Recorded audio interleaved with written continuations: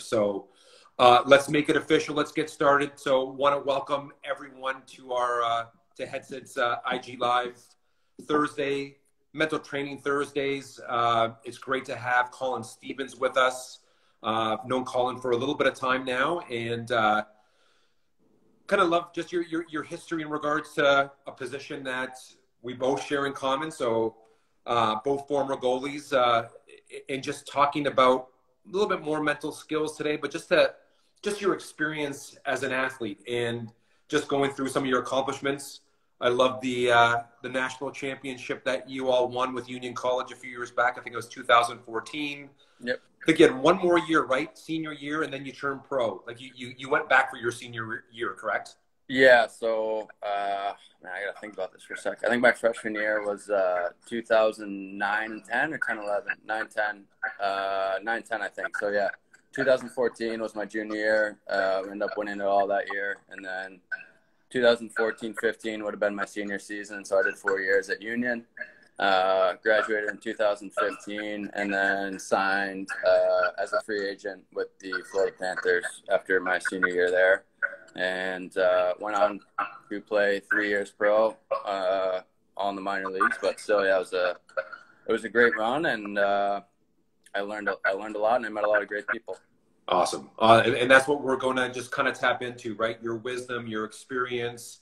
You are now also, just to kind of add before getting to the questions, and you and I just kind of going back and forth, is that you also have your own goalie school. So Colin Stevens goaltending school. Yep. Right? And before people jumped on, you're back on the ice. Now they're opening facilities up in the facility you're at. So we'll talk a little bit about just towards the end about coaching, but we'll wrap it all around mental skills training, because for us at HeadSet, it really is our vision to be able to supply athletes with knowledge through our HeadSet system, but also with people who are associated with HeadSet and athletes who have kind of lived that life and can share their experiences with our young athletes, and also with some of the athletes who are a little bit older, are still masters level and still competing at a high level. So it's great to have you on, and excited to go through some of your experiences together. But I want to start a little bit earlier, and kind of talk about that transition for you. So I believe you moved from New York State to the Boston area to play your last 2 years of junior.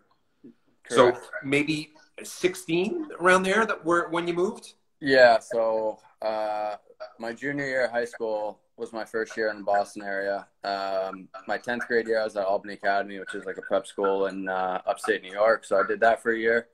11th grade, in the summer before 11th grade, I went and tried out for the Boston Junior Bruins, which is a junior organization based in Marlboro. But yeah, was born and raised in upstate New York. Ended up making the Junior Bruins that summer and made the decision to move out there and play for them. So my junior year, I moved out to Marlboro, Mass, and lived with the Billet family. Which was, I mean, they were really, really good people, and they were extremely good to me. So I did that my junior year, and then my senior year I played for the same organization. I just moved up one level, and my senior year, my mom actually moved out with me. We got an apartment right outside Marlboro. Did one more year with the Junior Bruins, finished up my high school career, graduated from high school, and then went right to Union after that. Yeah, and I mentioned this to you before, and I'm really fascinated by athletes who made transition, regardless of age, right? But those athletes who made transitions, it could be from a different level of competition or away from home. Yeah. But just want to kind of tap into that, because now with our health concerns and now opening back up and getting back to sport, I think this is, even though it's not the same, I think there still are some really good experiences that you can share in regards to those transitions. Yeah. Right. So for sure. Can I ask you what are, when you make a transition from a certain level of competition up, what would you say are some of the mental skills that are necessary for athletes to leverage? Yeah, I think, I mean, it might sound kind of broad, but to me, the biggest thing was just like, you have to have a certain amount of confidence, I think, in your own ability. And if you're moving up a level of competition, then you must have been doing something right at the level you were at. Otherwise, you wouldn't have the opportunity to move up a level. So yeah, I mean, it sounds very general and very broad, but I think for me, it just comes down to believing in yourself and in your ability. And if you're able to move up a level of competition, then remember that you were doing something right, the level you were at. There's a reason why you're there. And just remember that and remember what made you successful at the previous level and try to carry that over as best you can. Yeah, I love that.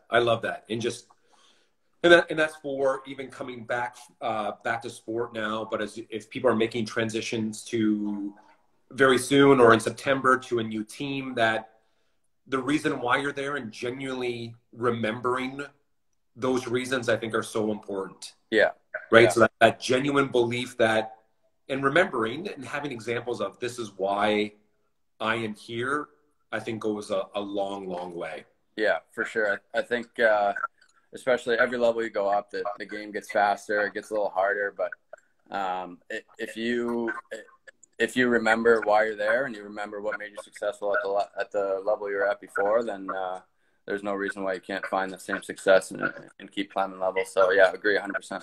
Yeah. Hey, can I ask, in regards to now a transition a couple years later, would that still hold true for you as you go from junior hockey to a Division I college program?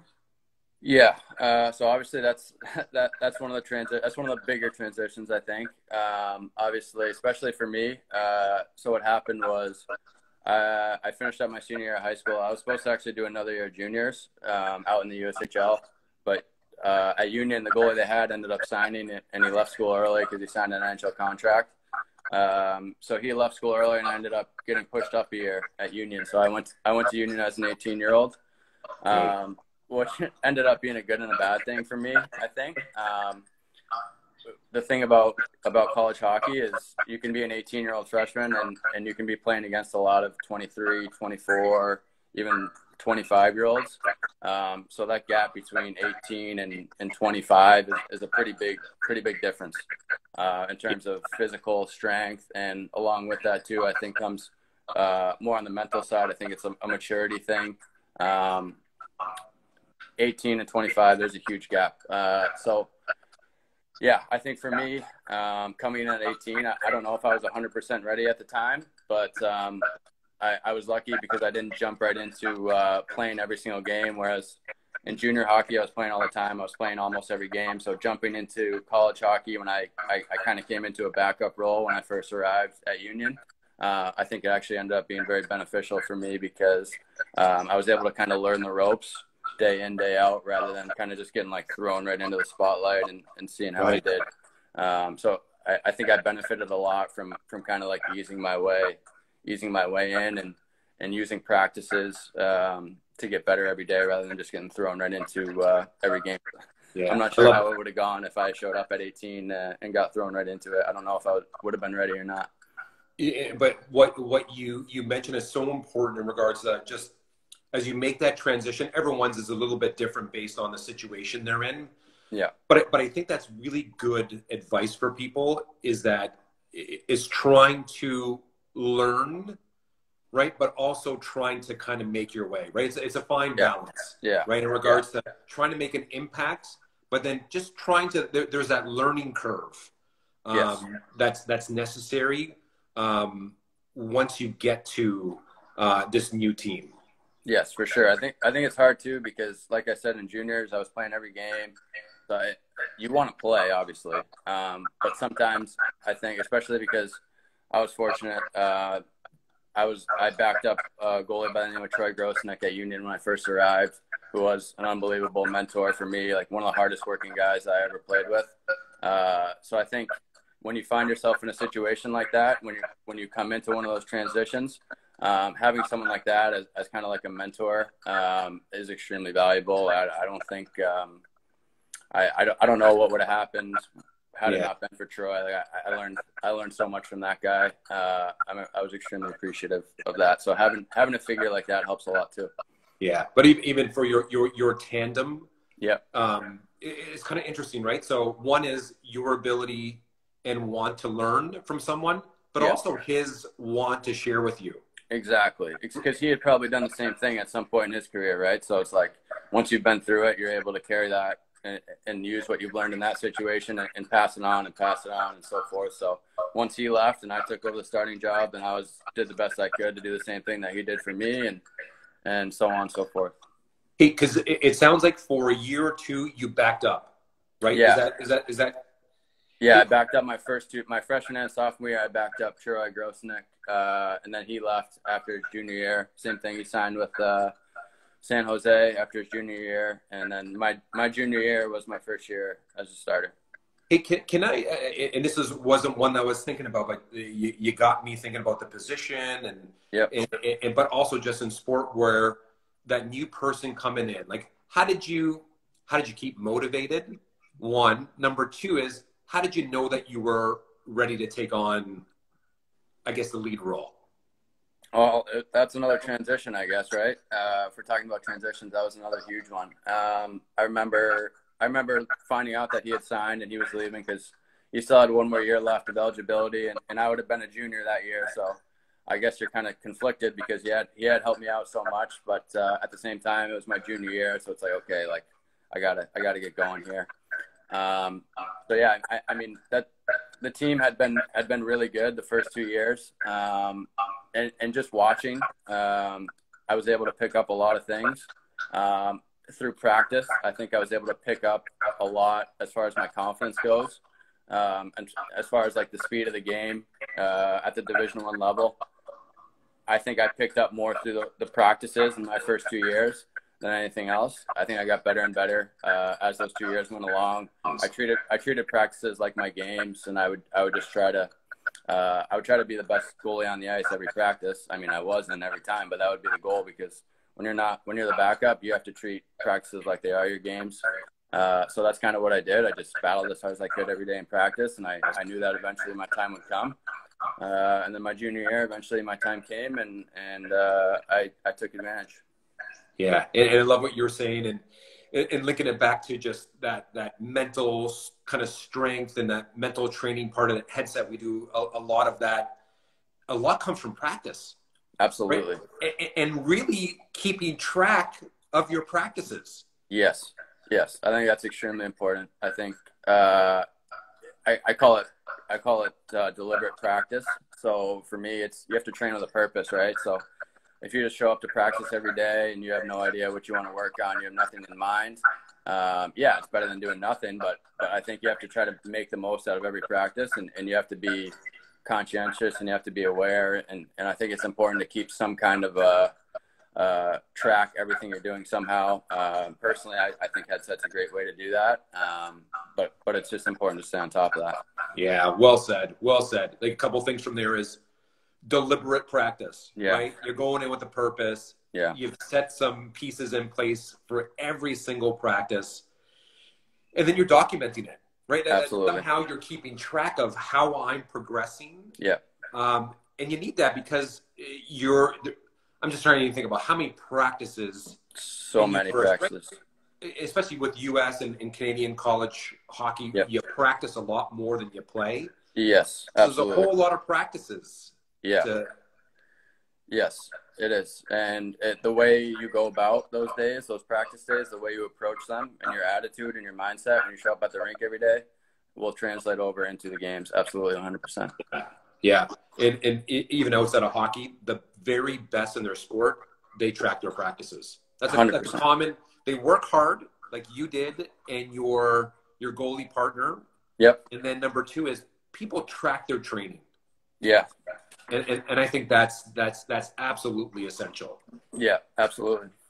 Hey, I even outside of our time today on Instagram, and I've held off asking you about your 2014 year because as a hockey player, be it in the U.S. or in Canada, winning a national championship is one of the coolest things. And I didn't experience it as a college player. Yeah. So I would love to pick your brain in regard to the team. Like, what is 2014?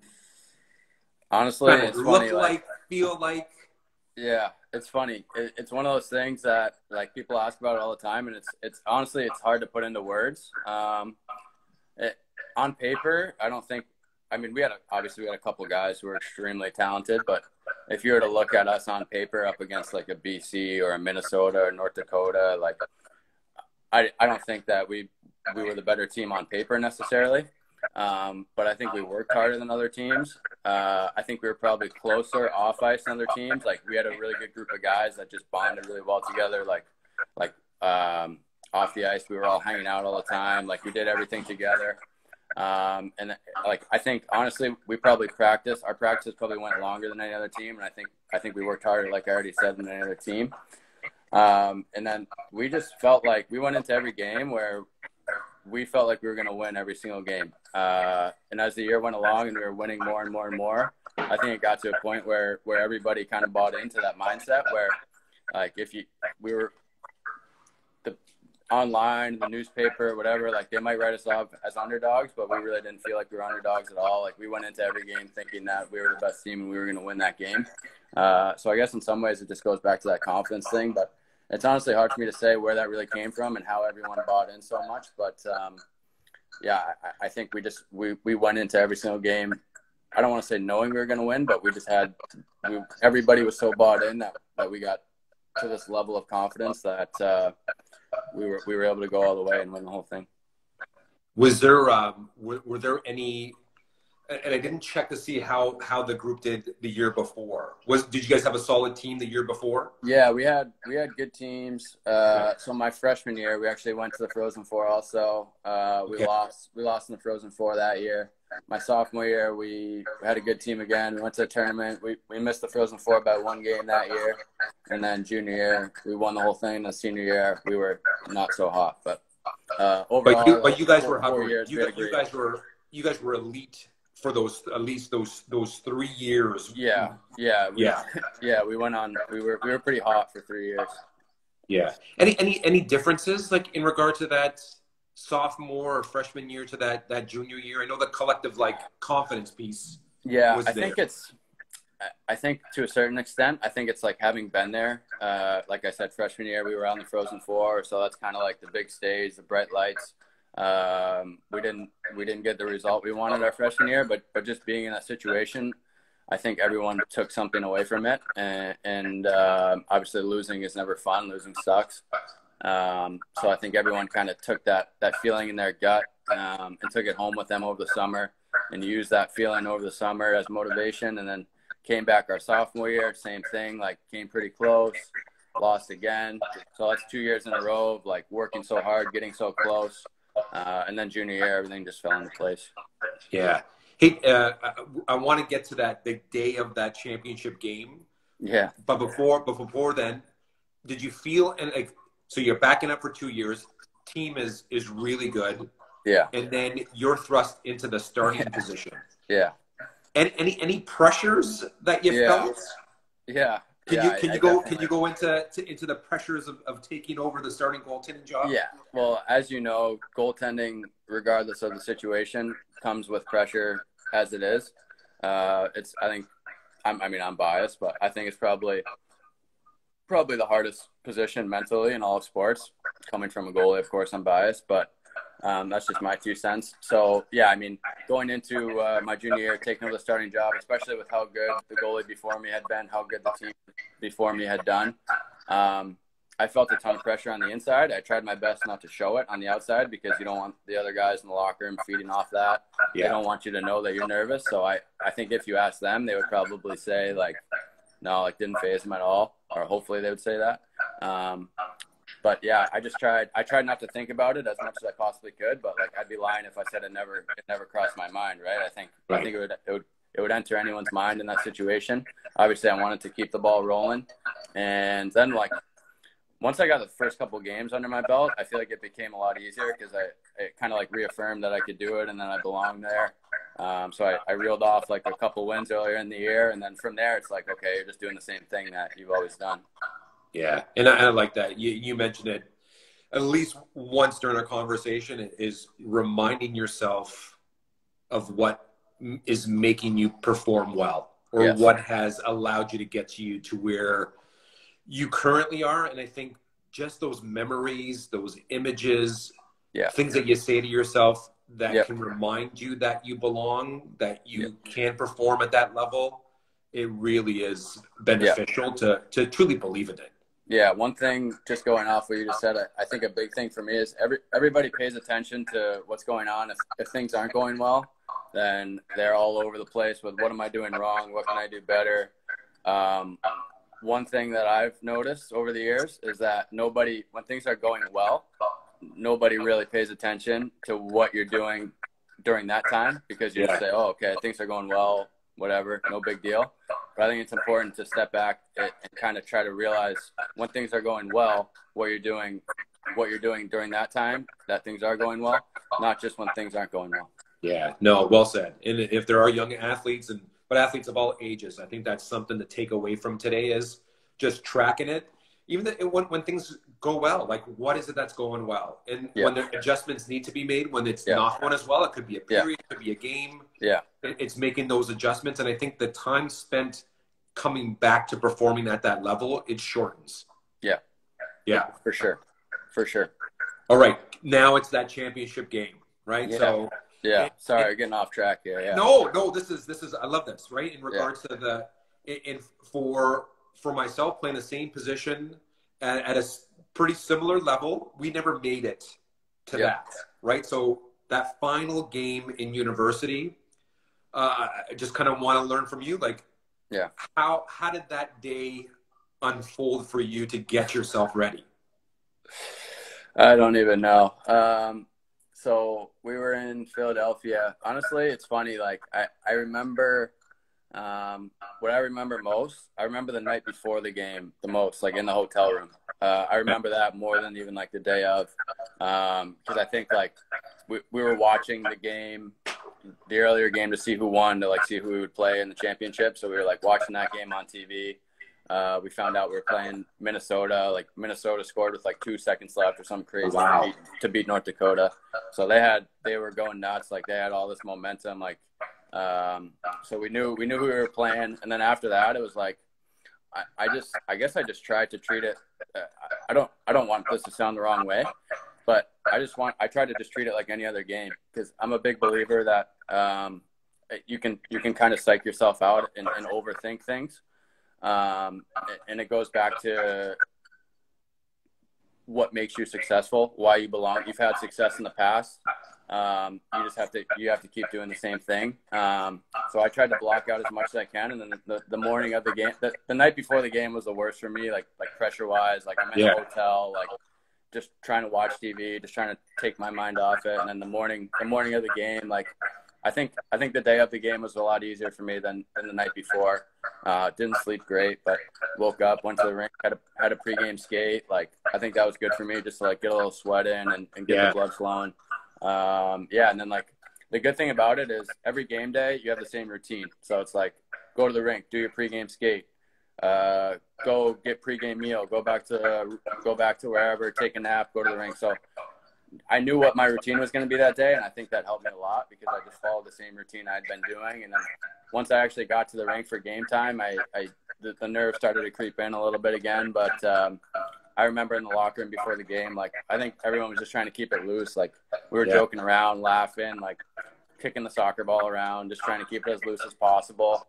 I just tried not to overthink it. But the first period of that game, you can watch the highlights. There were some bad goals. I was super nervous the first period, and then I think after that, I settled in slowly. But that's probably the most nervous. I've ever been. Yeah. In that routine piece. Yeah. You have to be able to do it before those big moments, right? So it sounds like you were doing it for a while. Like, it became something so natural that you could trust it. Yeah, I think that was a huge part. I mean, regardless of what you're doing, whether it's sports or whatever it is, I'm a big believer in having some sort of a routine. I just think it's good for your mind. Yeah, and connected back to HeadSet in the system, like on purpose put into the system that you need to get ready. And we remind people, like, it's time to get ready. And here are the pieces that you need to consider. And everyone's different on their routine, but people have to know that there is a routine that you need to make your own. Oh yeah, for sure. I think that's one of the better things about HeadSet is that it's so easy to add to your routine, right? Like you can do it by yourself anytime, whenever you're home, on your computer, on your phone, whatever. It's not a hard thing. Incorporate it into your routine, whatever, before you go to bed every night, every afternoon, whenever you have time. Just make it part of your routine, and I think people will be surprised over time if they stay. Obviously, you have to be like anything else. You got to be consistent with it. But if you commit to it and stay consistent with it day in, day out, I think people will really be surprised how much of a help it is. Yeah, and like you said, like you just made it natural, right? You made it natural with your routine that you kind of brought forward during all the years that you played. But here's the piece that we don't always prepare for. Yeah, is not getting off to a good start. So that first period, tough. Wasn't like you probably envisioned it, right? How do you come back to play well after that start? Yeah, like honestly, like I'm lucky it wound up in my glove. Like my body was like pretty much shaky, and I went down to butterfly and just like happened to hit my glove. I was like, okay, that's good. We'll go from there. And then pretty early, I can't remember. I think it was pretty early on, like shot right to the chest. Shouldn't have been a rebound. Like it hit me right in the chest. I should have held on to it. I thought I had it. It bounced down in my feet. Guy picked it up, scored. So that wasn't great. It was a bad rebound. I had no idea where the puck was. And then same thing with the second goal. I'm pretty sure the second goal was a terrible angle shot. And then after the first, I remember like after the first period, I think maybe in the early second period, there was like, they had a breakaway and I made a pretty good save. So I felt like as the game went along, it's funny, like I was getting more and more physically, like it was pretty, like both teams were getting a fair amount of chances. So I was getting like fairly tired. Yeah. And physically, as I was working harder and harder and sweating more and getting a little more fatigued, I felt like it became easier for me mentally. So physically, the more tired I got, it became easier mentally, if that makes any sense. Yeah, it does. It does. But how do you, like, and this is a great point I want to learn from you, is like, because those are two different things, right? So you almost think when you're getting tired, it'd be harder. Yeah. But you and other athletes say the same thing. Like, it's not something that I haven't heard, and you're saying that right now. Like, yeah, I don't know. It's like once you get tired, I think for me, once I hit a certain point of like fatigue physically, I think your mind, or at least my mind, I think I just start thinking way less, and you're almost like just on autopilot. And for me, that's what I think I'm at my best that way. So yeah, and it's almost like once you get there, you just got to be letting it go, like just being present, just letting your body, even though it's tired, just do its work. Yeah, for me, that's when I'm at my best. Like I wish I could be like that. Maybe I need to start running. I should have ran like 3 miles before every game or something. I don't know. Oh, and again, who kind of looking back, like maybe it is getting a little bit. Who knows? Or maybe you would have been more tired. But yeah, it's once you found that groove that you knew this is where you needed to stay as long as you could. Yeah, for sure. Yep. So you win, and then you did you have an opportunity to go pro like after, or did you decide? Not really. I went to a few, they call it development camps. So like, that's when after that year is when I started getting like some interest. So I went to a few development camps that summer, which is basically like, I don't even know, like it means you're like on their radar and you go there for a week and train for a week. And then it was after my senior year, I was lucky enough to get the opportunity to actually sign a contract, but yeah. Hey, in regards to that transition from college to then pro, another big transition in regards to your life and career. Yeah. And any differences from either that high school to college? Yes. For me, I think there's two huge differences from college to pro. Number one, the number of games. So in college, you play like maybe 30, 40 games. In pro, you play like 70, 80. So that's a huge gap. Yeah. A lot of weekends you do 3 and 3. So you play Friday, Saturday, Sunday. you'll play like Friday night at 7, Saturday night at 7, and then Sunday afternoon at like 3 o'clock. Wow. So it's a lot. It's a lot of games. I think it's a lot more of a physical and mental grind that way, especially in the minors. Like with all the travel, it's crazy. Spend a lot of hours on a bus. But the other big difference what was I going to say? The number of games. Oh, and obviously no more school. So like you have all this time on your hands once you turn pro. You have to find productive ways. Like you practice every day at 10, or you might have a game, but like other than that, you really have nothing like going on. Right. So you have all this time on your hands, and you have to pick up good habits and find things to do to stay sharp. You can't just be laying around on the couch all day. Right. It's easy to pick up bad habits, but it's really important to try to find productive things to do with your time. When you were playing pro, did you have any people that did the sports psychology, mental skills work with it, or were you left kind of onto your own? It's funny. So in college, we had a guy who was great, who was a sports psychologist. He worked with us. He would come in and talk to us, I don't know, once a week, once a month, whatever. And he was always available if you wanted to reach out to. Like I met with him a few times while I was at Union. So that was great. In pro, honestly, not really. No, okay. Like I would talk to I'd talk to my goalie partners, because they were the ones who like knew better than anyone else what the situation was and what was going on. Like it's kind of like that goalie community where you talk to each other and you bounce things off each other. But in terms of like somebody to talk to, not really. So I mean, something like HeadSet would have been extremely beneficial for me, especially while I was playing pro. Yeah. In regards to, and we talked about this a couple of times, is even in pro, like having those good goalie partners. Yeah, right. It is a good, like it's not always the case. You find a lot of goalies do get along with each other, but they're still competing for that one spot. Yeah, you're still for sure competitors, but at the same time, it's like I don't know, like. I guess it just goes back to like the goalie community thing and it's not like you don't really have too many other people to talk to who can really, like, so few people in the hockey world truly understand like what goalies go through, I think, and like the grind that is goaltending, other than the other goalie on the team, right? So yeah, you're for sure like competitors, but at the same time, like if you have a good goalie partner, it's huge, because you can just bounce ideas off each other. And yeah, you're trying to make each other better every day, but like I think just having someone to talk to, like in the locker room every morning when you go to the rink, is I think it's beneficial for everyone. Yeah, and there has to be something or someone that you can rely on, right? Yes. It could be using a system like HeadSet, but it could be a goalie partner. It could be the goalie coach. It could be an associate coach. Like I know for myself, almost like the only sports like I had was a goalie coach. Yeah. At one time, who was a teacher that you can kind of talk to. Yep. Because like you said, most people don't understand. Yep. What a goalie goes through.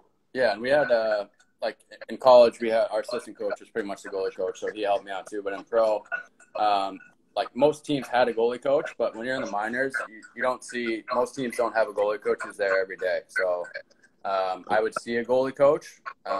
In some places, honestly, I didn't even see a goalie coach, but in some places, I would see a goalie coach like not very often. So it's not really, it didn't really get to the stage where you like establish a relationship with the guy and you were like comfortable talking. So really, it was your goalie partner, and that was about it. Yeah, but it's interesting. Every year brings you just different situations that you have to deal with, right? So sometimes you have someone, sometimes you don't. Mm-hmm. Sometimes you go through struggles together and the team is together, and sometimes you don't. So every year it sounds like you got to kind of work with the situation to get yourself as prepared as possible. And that's what makes the position, but also the sports, so dynamic. Yeah, absolutely. I think you learn as you go along, like especially in pro. I think that my first year was tough. It's funny, actually, I played better my first year than I did my second and third year in pro, but at least you know what to expect. Like I learned a lot my first year, so going into my next year, I was like, okay, I know how this works. Like I know the guys. I have my routine kind of. I know how the travel works because it's a lot different. Like it's a totally different world in college. So it's always nice once you get a certain amount of you start feeling more and more comfortable and you learn as you go. But yeah, it's a grind. It's a grind. I don't know what else to say other than mentally and physically, it's a huge grind. Yeah. Any now that we'll go into your goalie school and goalie instruction and from the coaching side, any Yep. kind of looking back onto your pro or even college days, like any things that you would do a little bit differently if you were to pick one? I think I would have probably changed my attitude and my mindset around a little bit. I think there were times it's so easy to slip into kind of like that negative mindset and like, oh, I don't want to go to I played terrible the other night. Like, I don't want to go to the rink today. Like, oh, we just had a 3-3. Like, we just did a 8-hour bus ride home from so-and-so and we have practice tomorrow morning. Like, it was more like I got to the point where I was just frustrated with like being in the minors and I was waiting to get called up and I kind of slipped into this like real negative mindset. And once you slip into that mindset, like it's almost like it becomes normal. So like you don't even realize that you're doing it. So yeah, I think I fell kind of victim to that. And if I could go back in time, obviously hindsight's cheap, but if I go back in time, I think I would have just tried to have a little bit better attitude, a little bit better, like more of a growth mindset rather than like, oh, just like negative. Well said. And you and I, we can have these conversations because it's the people who listen to these conversations that they can pick up and just go, yeah, man, like I heard Colin talk about his pro days and how he would have just taken him on differently. I think that's awesome that you can give that information to for sure. And that's why I do what I do now. Like I hope if what I'm doing even helps a few people, then it's worth it to me. But that's really the driving force behind why I do what I do now. I just want to help someone having been through it and who really understands the grind. I just want to try to help as many goalies as I can. Yeah. In regards to your coaching life now, what are you enjoying, and then what are some of the challenges that you find in coaching younger goalie and athlete? Yeah, I mean, I honestly enjoy being on the ice with goalies of all ages. I just enjoy kind of sharing what I went through, kind of like we just talked about. I think that's the thing I enjoy the most is kind of being able to share what I've been through, and you kind of know, like, you can feel it when you're connecting with someone and you really understand what they're saying and they understand what you're saying. So I really enjoy being able to like make that connection with other goalies because we kind of speak our own language sometimes, I think. So I really, really enjoy that. Other than that, I mean, I'm in a rink all day. There's not a whole lot I don't enjoy about it. I can't complain about much. That's good. That's nice to hear. Hear.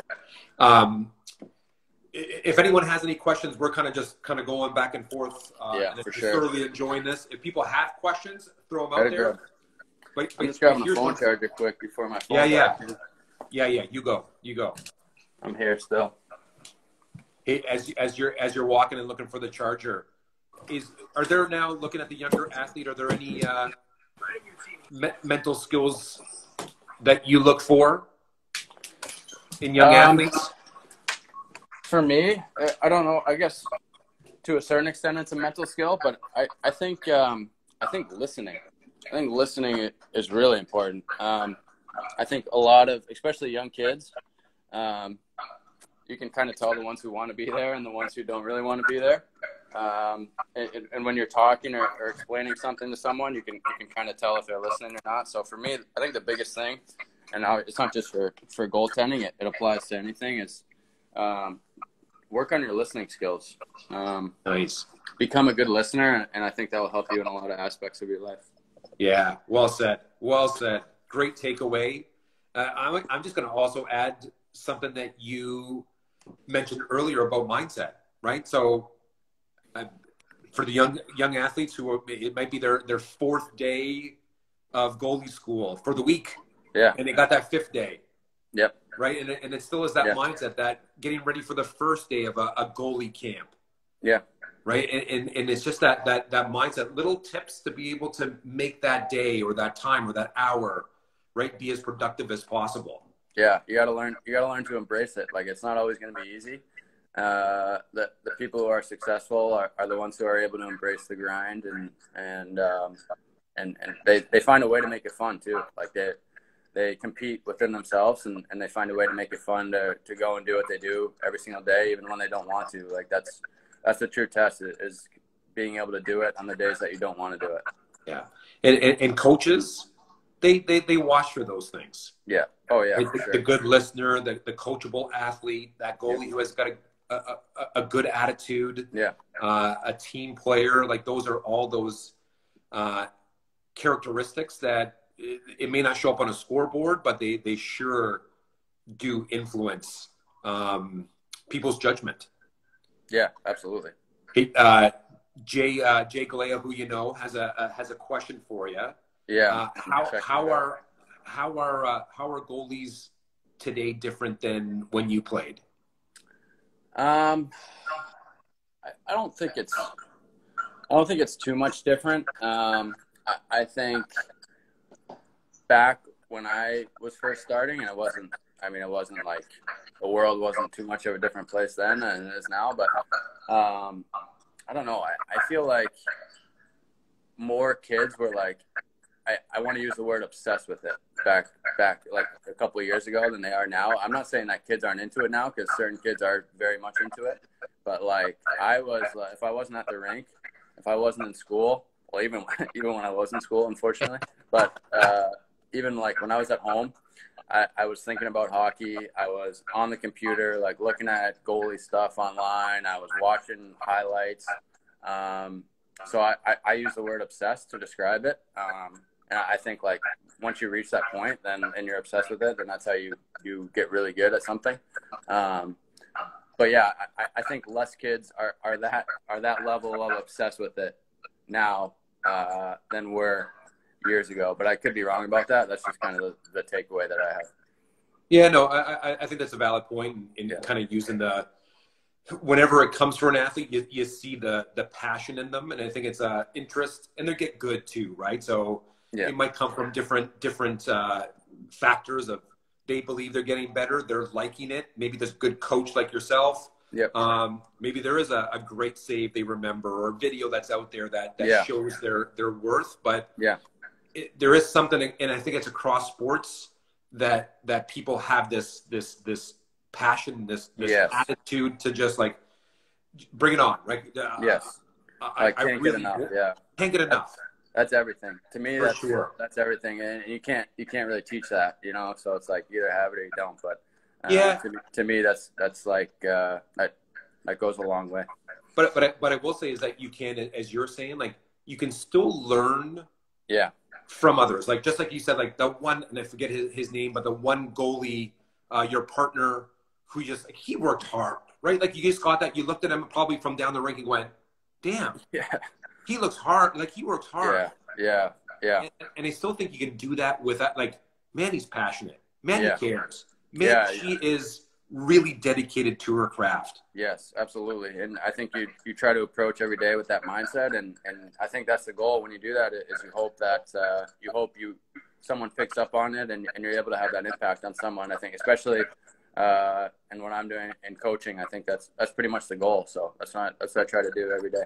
Yeah, and now from just the coaching side, I'm pretty sure you're more aware of those parts in regards to your coaching. Like it's probably a lot of technical every single day, but you'll see all those kind of pieces of them as a person come out and go, way to go! Like that is impressive. Way to go. Yeah, for sure. Because I mean, I have all ages too, right? So I'll have a 9-year-old on the ice who's just started playing goalie a couple weeks ago, and then I'll have like a D1 goalie on the ice the next day. So it's a mix, and you kind of got to know how to navigate your way around that. But like I said, I really enjoy it, and I enjoy working with the kids as much as I do the more advanced goalies. So I'm loving it. One last question from me, and then if people have them, bring it out. We'll read through them. But you mentioned the older kind of D1 athlete who comes to you. Is there anything that they ask you that you are pleasantly surprised by, or just surprised? Yeah, I think, like I said, that's one of the things I enjoy the most is like having been through it. I try to be I mean, yes, I'm a coach, but I also try to be like almost a friend to those types of guys and girls. So yeah, like I really try to encourage everyone to just, if you have any questions, whatever you're dealing with, like, please, like I don't want to ever have you be afraid to come ask me anything that you're dealing with, because chances are I've been through it, or I know someone who's been through something similar. So yeah, like, please just ask me anything, because that's why I'm here. I want to help. So that's awesome. And with that, we do have a question from Martin HWF. But before we get to Martin's, hey, do you want to just put out the information for the hockey school, for your goaltending school? Yeah, you can. It's just Colin Stevens Goaltending, CSG for short. So just private, small group lessons for now, and then working on putting together a schedule going forward too, and planning on starting to offer some clinics with some off ice involved, and I also do video analysis and consulting and all that stuff too. So if you're looking for some goalie training and you're in the Mass, Boston area, or if you're not local and you just want to reach out and have a conversation, then feel free to do that too. And we'll push out the on our social media as well, the goaltending school information. Yeah, I appreciate that. Here's the one question from Martin. Did you ever have injuries that impacted your career? And if you did, how did you overcome them psychologically? Yeah, great question. So it was my junior year, the year we ended up winning the whole thing. My first game was my first start as a starter. First period, guy comes down. Whatever, it happens. Absolutely ran me. I hit the back of my head on the post of the crossbar. Concussion. I was out for, I don't even know how long, a while. So that's definitely not the ideal start to your first year as a starter in college. So I was out for probably like 3 or 4 weeks at least. And then I came back and turned out pretty good. So I think I don't know.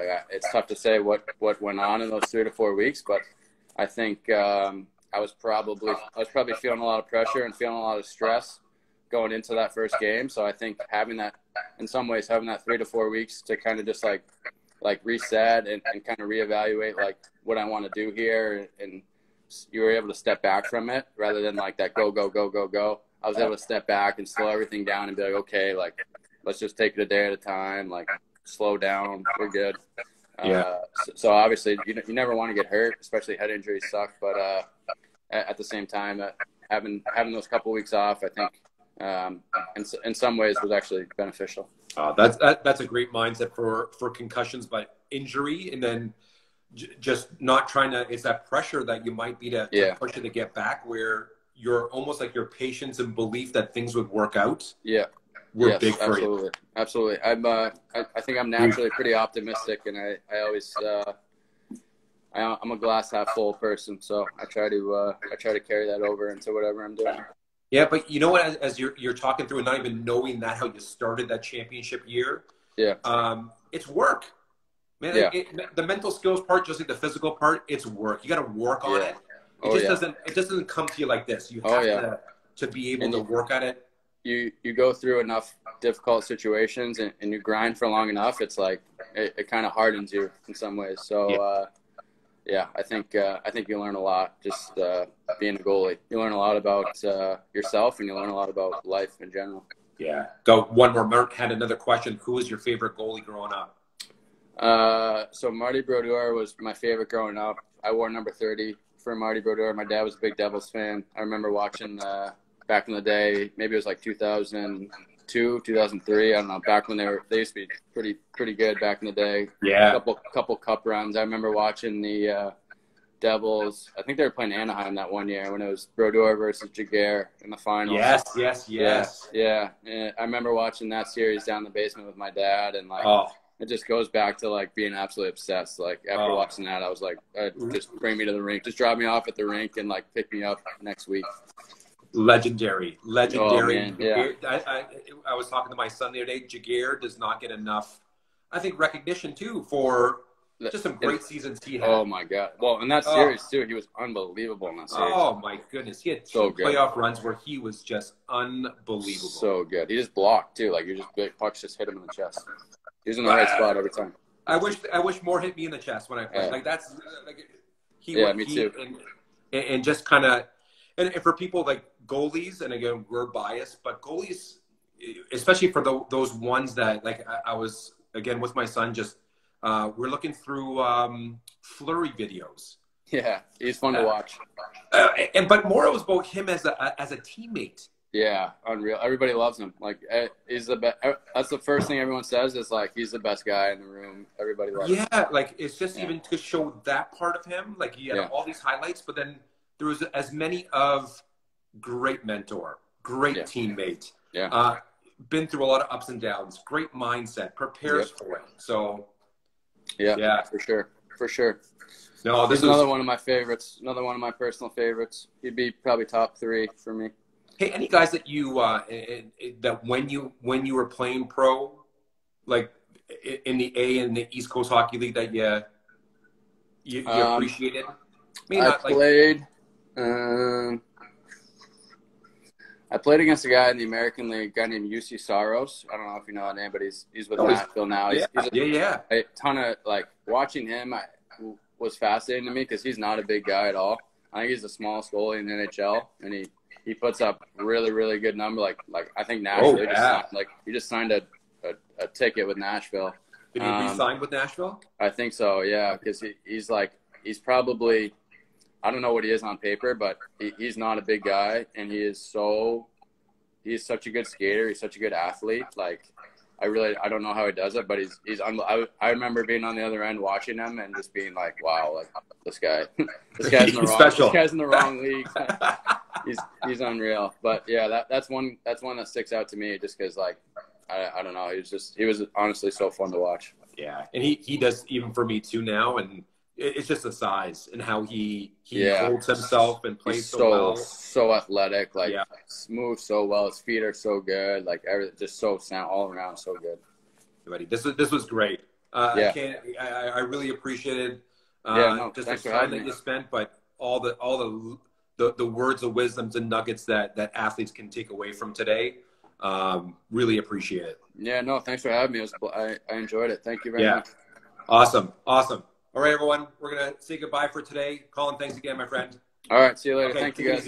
Bye-bye.